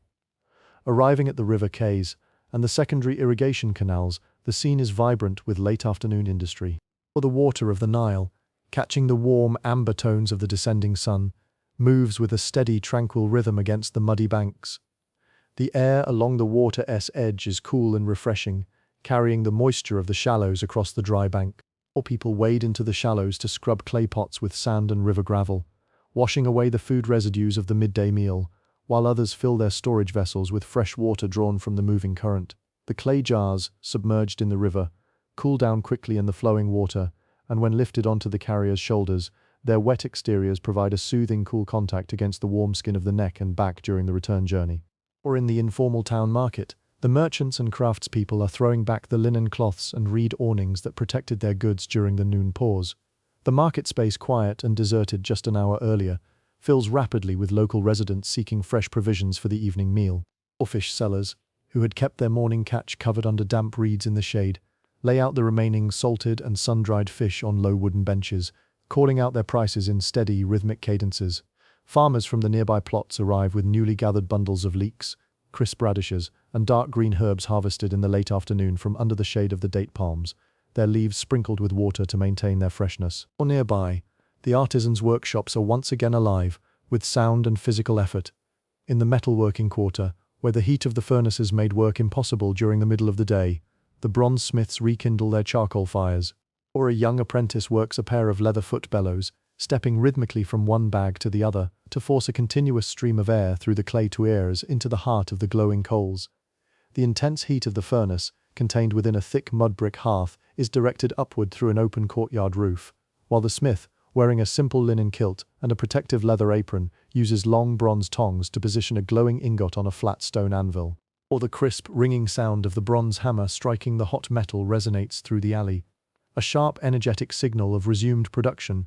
In the pottery quarter located on the leeward edge of the town, where the prevailing north wind carries smoke away from the residential areas, potters sit at their low turntable wheels, or working with mounds of prepared Nile silt mixed with fine sand and organic chaff. Their hands shape the wet clay with fluid, effortless motions. Bowls, storage jars, and delicate drinking cups rise smoothly between their palms, their wet surfaces glistening in the late afternoon light. Or the freshly thrown pots are carefully lifted on flat wooden boards and carried out to the open drying yards, where the warm, dry air of the late afternoon will slowly draw out the moisture before they are stacked into the large updraft kilns for firing. Out in the agricultural fields that stretch toward the desert margins, the work in the irrigation basins has resumed with renewed vigor. All the farmers who spent the hottest hours resting beneath the sycamore fig trees are back along the dikes, checking the flow of water through the network of small earthen channels. Using broad wooden hose, they break through the low ridges of silt, directing the life-giving water into individual plots of barley, emmer, and garden vegetables. Or the dark, fertile earth drinks in the moisture eagerly, turning from a dusty grey to a rich, glistening black as the water spreads across the furrows. The air above the irrigated plots fills with the cool, sweet scent of saturated earth and crushed green vegetation, a welcome transformation from the dry, dusty air of the high noon. Or along the river itself, the fishermen who had rested their papyrus skiffs in the shaded backwaters push back out into the open stream. Working in coordinated pairs, they cast their wide linen nets across the deeper channels, the lead sinkers pulling the mesh smoothly through the water to trap the fish feeding in the evening shallows. Or on larger cargo vessels, the boatmen take down the canvas awnings, hoist the broad square sails made of heavy linen, and take advantage of the steady northern breeze that typically freshens along the river in the late afternoon, carrying the boat smoothly southward against the gentle flow of the current. Back within the residential quarters, the preparation for the evening meal begins, managed carefully in accordance with each household's layout and available resources. Or cooking food in an ancient settlement always involved a careful balance between the necessity of heat and the desire to keep the living quarters comfortable in modest homes. This meant utilizing outdoor hearths, small braziers, or courtyard ovens that allowed the heat and smoke of the fire to rise directly into the open sky, rather than trapping warmth inside the sleeping chambers, where the mud brick walls were already releasing their stored daytime heat. Or in the courtyard of the modest dwelling, a small portable brazier made of coarse-fired clay is set up on a bed of dry sand near the outer wall. A small handful of dried charcoal or hardwood twigs is placed in the bottom of the brazier and lit with a glowing ember brought from a neighbor's hearth in a small ceramic pot. Or the fire is kept low and compact, producing a steady, concentrated heat beneath a wide, shallow earthenware cooking pot. Into the pot goes a quantity of softened lentils, water from the newly filled storage jar, crushed garlic, wild coriander, and a small splash of plant oil. Or as the liquid comes to a gentle simmer, a savory, rich steam rises into the cooling air of the courtyard, blending with the faint smell of burning wood. Or in wealthier homes, the evening meal was prepared in separate, detached kitchen structures situated at the rear of the property or in dedicated service courts. In these extensive cooking compounds, multiple fires were stoked in large brick ranges, roasting cuts of waterfowl, boiling meats in large bronze cauldrons, and baking delicate honey-sweetened cakes in tall, vaulted ovens. Or because these kitchens were physically separated from the main residential villa by open courtyards and covered walkways, the intense heat generated by the extensive culinary operations did not penetrate the private sleeping quarters or the spacious reception halls of the estate owners. The masters of the house could sit in their shaded, high-ceilinged porticos, enjoying the evening air while servants carried the finished dishes across the courtyards on polished wooden trays. Or for the ordinary household, however, the evening preparation was simple, communal, and direct. While the lentil stew simmers gently on the small brazier, a member of the family takes a dry palm leaf broom and begins sweeping the packed earth floor of the courtyard, clearing away the chaff, stray threads of linen, and dried husks that accumulated during the day's work. Or the rhythmic, whispering sound of the broom moving across the smooth silt earth creates a sense of order and readiness in the open space, preparing the courtyard to serve as the comfortable living and dining area for the coming evening hours. As the broom reaches the corner where the water jars stand, a small amount of water that was used to rinse the vegetables is carefully scooped out of the washing basin and sprinkled across the swept earth in a wide, sweeping arc. Or the water droplets sink immediately into the dry silt, settling the fine dust and releasing a clean, pleasant aroma of damp earth into the air. This light sprinkling does not drastically change the overall temperature of the courtyard, but it lays the surface dust and provides a subtle, immediate sensation of freshness under bare feet as the family moves about the space. The western sky is now turning a rich, deep amber, banded with streaks of soft rose and pale violet near the horizon. The long shadows cast by the houses have merged into a single continuous blanket of shade that covers the entire settlement, while the tops of the tallest date palms and the distant limestone cliffs still catch the golden fire of the setting sun. Or the heat of the day has broken its hold on the valley, replaced by the mild, dry comfort of the approaching twilight. People who had been working in the outlying fields begin their walk back toward the town, their wooden hoes and woven baskets slung over their shoulders, their voices carrying clearly across the quiet, darkening landscape. Or inside the courtyard, the pot of lentils is lifted from the small brazier with a folded piece of coarse linen and set onto a low wooden trivet to cool slightly before serving. The remaining coals in the brazier are carefully smothered with a layer of dry ash to extinguish the heat and preserve the unburnt charcoal for the following morning. Or the household gathers in the open center of the courtyard, stepping onto the clean-swept earth that is still pleasantly warm beneath their bare feet, while above them the first pale stars begin to emerge in the darkening blue of the sky. A member of the family takes a stack of the flat emmer bread baked at dawn from the woven storage basket, sets the loaves onto a clean wooden platter, and carries the food toward the low dining mat spread in the center of the courtyard. Or the platter of flat emmer bread is placed in the center of the woven mat, its dry, textured crust catching the deep amber glow that lingers in the upper sky. Around this modest spread, the household sits together in the open courtyard, the air now completely free from the sharp bite of direct solar radiation. Or dusk along the Nile settles with a gentle descending dimness, transforming the bright, chalky landscape into soft gradations of charcoal, indigo, and dusty ochre. The meal is eaten with calm, unhurried movements. Pieces of bread are torn by hand, used to scoop the savory lentil stew from the central earthenware bowl, and paired with crisp stalks of raw green onions and a few salted fish fillets that had been drying in the shaded storehouse. Or outside the private enclosure, the public lanes and shared spaces of the settlement take on a communal, relaxed character that belongs uniquely to the dusk. The narrow alleys, which were deserted during the fierce height of noon, are now softly illuminated by the faint twilight and the occasional flicker of small, open pottery lamps burning castor oil or animal fat. Or neighbors sit outside their doorways on low mud benches or rolled-out mats, leaning against the still warm exterior walls of their homes to converse in low, easy tones. Children wander freely between the courtyards, their voices carrying through the still air alongside the distant, rhythmic croaking of thousands of marsh frogs waking along the riverbanks and irrigation ditches. Or in some settings, especially where settlements were built close to the open floodplains or along the wider stretches of the river, a light northern breeze began to stir at this hour. This gentle drift of air, moving southward from the Mediterranean delta across the cooling water of the Nile, brought a perceptible freshness into the open corridors of the town. Or people lifted their chins and turned their faces toward the open lanes to catch the moving air, letting the loose folds of their coarse linen tunics billow faintly against their skin. Yet this evening breeze was neither constant nor guaranteed throughout every season or region. In dense, tightly clustered inland neighborhoods, or during the stillest weeks of the midsummer, the air could remain heavy, dry, and stagnant between the earthen walls, holding on to the day's warmth long after the sun had slipped beneath the western horizon. Or as the dusk deepens into the first true dark of early night, the interior rooms of the house present a very different physical reality than they did during the morning. The thick mud brick walls, having absorbed the radiant energy of the desert sun all through the midday hours, have now fully conducted that heat through to their interior faces.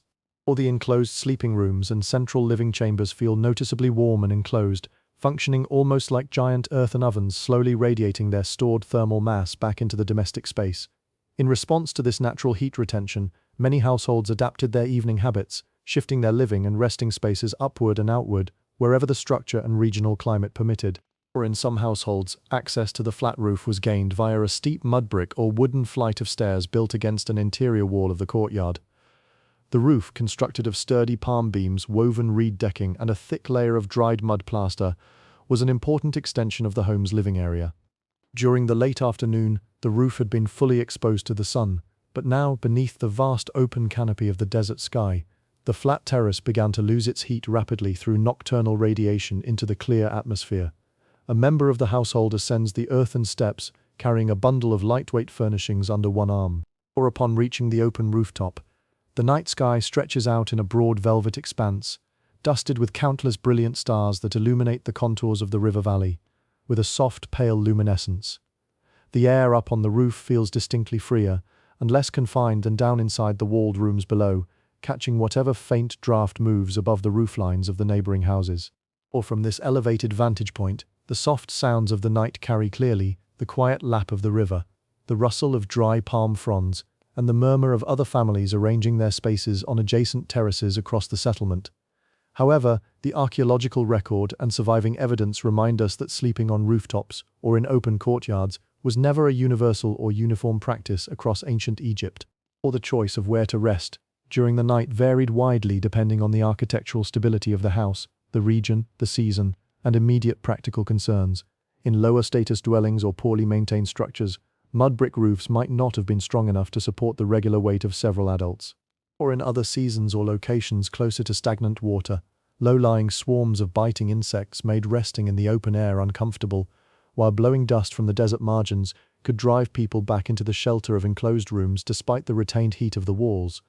Furthermore, personal privacy, domestic security, and social custom meant that many families continued to sleep within their ground-floor chambers, accepting the warm, still air as an inevitable condition of life along the Nile. For those preparing resting spaces, whether upon the open roof, across the swept courtyard floor, or within the interior chambers, the bedding consisted of simple movable objects designed for practicality in an arid environment.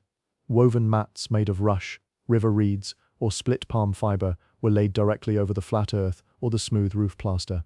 These mats provided a clean, slightly yielding surface that kept the body elevated above the fine silt and dust, while allowing air to move freely beneath the coarse weave over these mats. Lengths of plain, unbleached linen were spread out to serve as sheets. Or in the dry warmth of the early night, this lightweight, breathable fabric absorbed any light perspiration without clinging heavily to the skin, offering a simple layer of comfort against the bare body. Beside each woven mat, a wooden or pottery headrest was set in place. Or these curved supports, carved with a crescent-shaped neck cradle resting atop a slender central pillar and a flat base, were common items found across various strata of Egyptian society, ranging from humble, roughly carved pieces of local sycamore or tamarisk to finely polished, inscribed examples in elite tombs. These objects elevated the head and neck, but their users' sense of comfort and their practical or symbolic purposes varied. All possible effects on airflow, dust, or hairstyles remain interpretations rather than proof that cooling was their primary function. Yet, despite these simple practical adjustments, the open courtyards, the porous water jars, the breathable linen, the woven mats, and the wooden headrests, the reality of a hot summer night along the Nile, carried distinct, unavoidable limits to human comfort. Or when the desert winds fell completely still, and the dense mud brick continued to radiate its daytime heat into the narrow lanes, the early night remained warm, dry, and heavy. People tossed gently on their mats, seeking the coolest edge of the linen, adjusting their positions to catch the faintest stir of moving air, and drinking small, measured sips of water from the clay jars to soothe their dry throats. Or heat was not something that could be eliminated, it was simply endured with quiet, patient resignation, woven into the natural fabric of daily life along the river.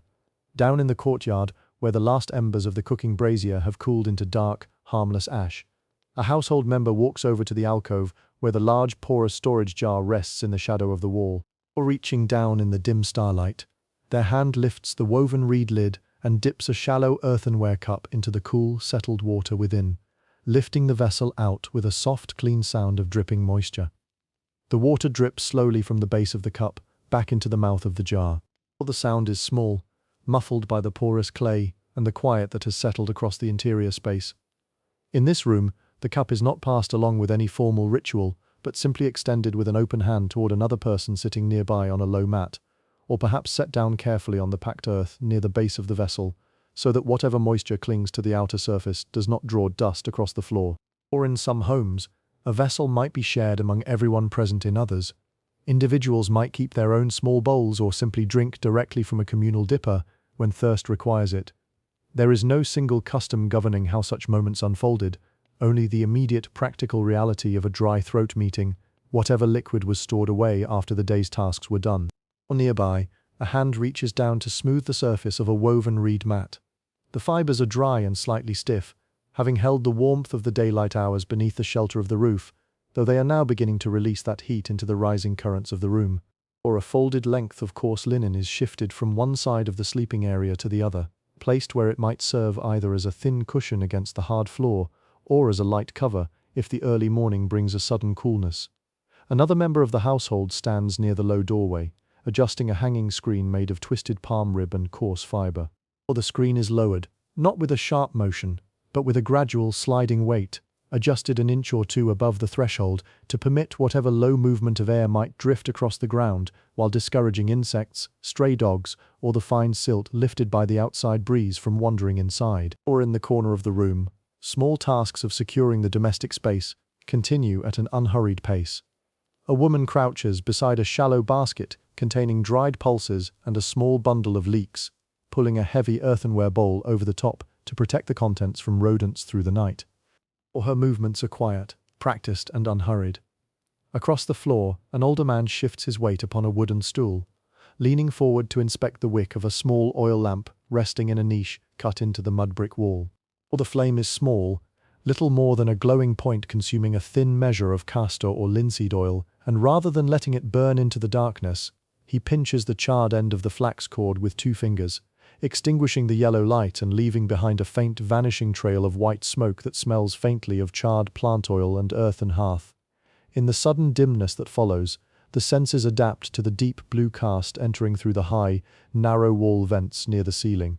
The contrast between a modest dwelling such as this and the expansive residences of the administrative elite was substantial, shaping how people experienced the hours before rest. In a large estate, an overseer, a high scribe, or a member of the nobility might retire within an inner chamber surrounded by thick double walls, where multiple courtyards separated the living quarters from the dust of the surrounding streets. Or in those broader spaces, servants might carry water drawn fresh from private garden wells or deep cisterns, pouring it into polished, broad-shouldered jars of fine Nile silt or imported marl that stood on carved wooden stands there.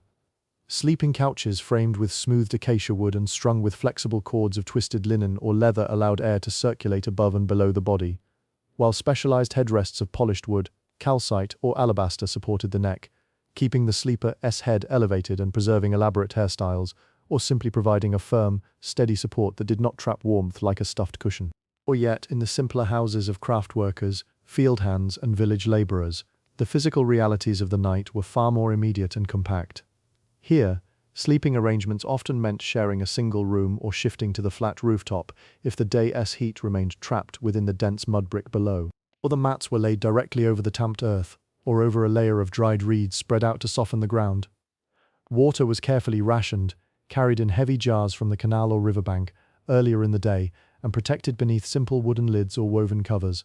Or comfort was not a matter of luxury or specialized furnishings, but of minor adjustments, shifting a few inches to find a patch of earth that had rested in the shadow of an interior wall, loosening a linen tunic at the shoulder, or resting one's neck upon a simple wooden or sun-dried clay support that kept the head raised above the dust of the floor outside the doorway.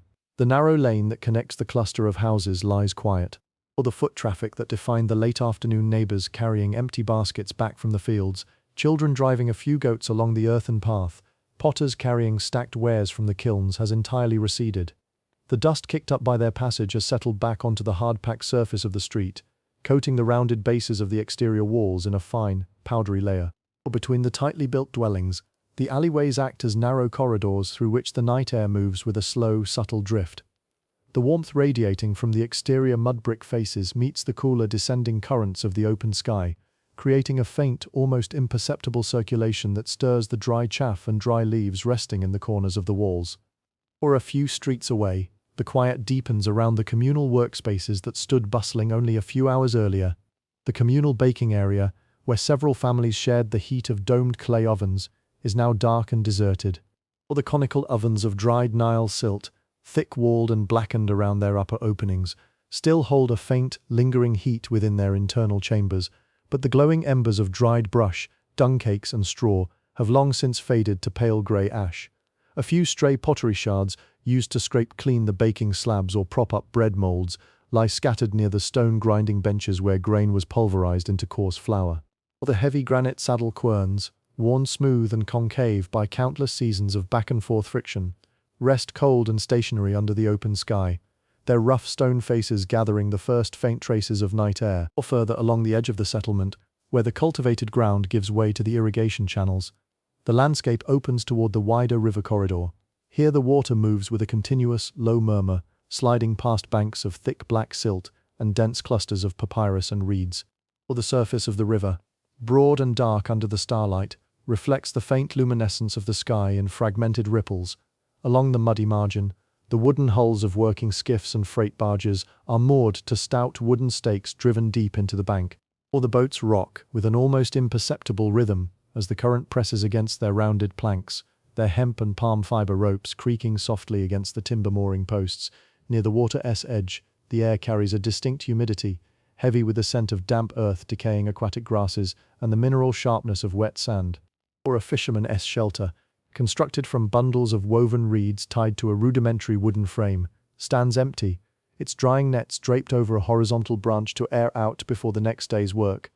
The woven mesh, stiff with dried river mud and scales, sways faintly in the river breeze. Or out in the shallows, a night heron stands motionless among the reeds, its silhouette sharp and still against the pale reflection of the water, waiting in absolute silence as the river flows past without interruption. Returning inward through the settlement, the quiet settles over the workshops of the artisans, or the carpentry yard, which during the daylight hours echoed with the rhythmic strike of bronze adzes, the rasp of sandstone polishers, and the scrape of pull saws, is now motionless. Planks of sycamore, tamarisk, and imported cedar lie stacked beneath an open-sided shed, weighted down with heavy stones to keep the timber from warping in the dry air. Or the ground is carpeted with a thick layer of pale wood shavings and aromatic sawdust, which dampens the sound of any stray breeze filtering through the framing timbers.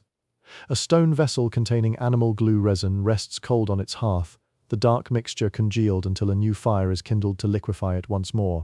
Or next to the woodwork area, the outdoor yard of the bronze casters and potters is equally dormant. The open pit kilns, where stacks of bowls, beer jars, and storage vessels were fired under mounds of combustible chaff, have cooled to the touch on their exterior surfaces, though deep within the buried center, a faint thermal memory remains trapped in the baked earth. Or unworked lumps of raw wet clay sit covered beneath damp mats of woven reeds in a shallow pit, preserved from drying out before the potter can return to shape them on the low wheel. Rows of finished vessels, unfired and pale green-grey in their leather-hard state, rest in long orderly lines under a low canopy of palm thatch, waiting for their turn in the kiln. Or the air across the whole settlement is gradually shifting as the night deepens. The intense dry heat that accumulated within the mud-brick walls during the long daylight hours continues to radiate outward, but the upper atmosphere is noticeably thinner, clearer, and cooler. Or small changes in air temperature and movement may now be felt near openings and doorways, though the surviving architecture cannot reveal a precise airflow pattern for this composite house. The change is gradual rather than dramatic, and some interior rooms remain still and warm. Or back inside the domestic quarters, another quiet adjustment takes place. A young mother checks on her sleeping child, who lies on a low pad of folded linen. Or the child has kicked off a light covering during the earlier, warmer hours of the evening, and she gently pulls the edge of the cloth back over the child's legs, knowing that as the hours approach dawn, the descent of cool air from the desert plateau will make the room noticeably brisker. She moves without making a sound, her bare feet pressing softly against the tamped earth floor. Or she pauses by the small wooden chest, where the family stores its few valuable items: a pair of bronze tweezers, a small wooden comb with fine teeth, a string of faience and glazed steatite beads, and a pair of spare linen kilts wrapped neatly in clean cloth. Or in another part of the dwelling, an older boy reaches up to adjust the wooden shutter of a small high window. The shutter, a simple plank of native wood fitted into an earthen frame, is propped open with a short stick. Or he repositions the stick slightly, hoping that whatever faint night air moves between the rooftops may reach the corner where he intends to lie, though the actual path of that air remains uncertain. On the roof itself, where some members of the household often choose to spend the warmest nights of the year, several mats have already been unrolled beneath the open expanse of the sky.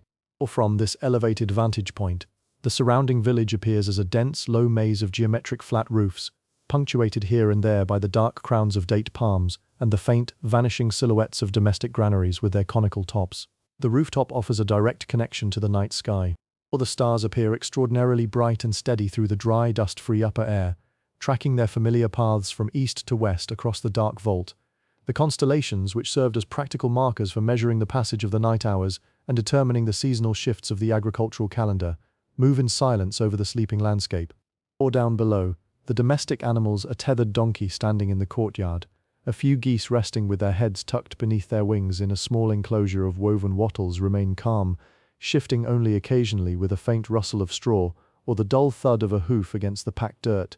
Within the main room of the house, the remaining members of the family are settling into their final positions, though they have not yet yielded entirely to sleep. Or one person lies on their side, on a woven reed mat, one arm resting over their eyes to block out the faint starlight filtering through the roof vent, listening to the ambient sounds of the night. Another sits quietly against the interior partition wall, feeling the residual warmth stored deep inside the thick mud-brick mass, watching the faint outline of the water jar in the corner of the room. Or the moisture that seeped to the vessel's exterior surface continues to evaporate into the surrounding air, keeping the clay cool to the touch and preserving the remaining water for the morning ahead.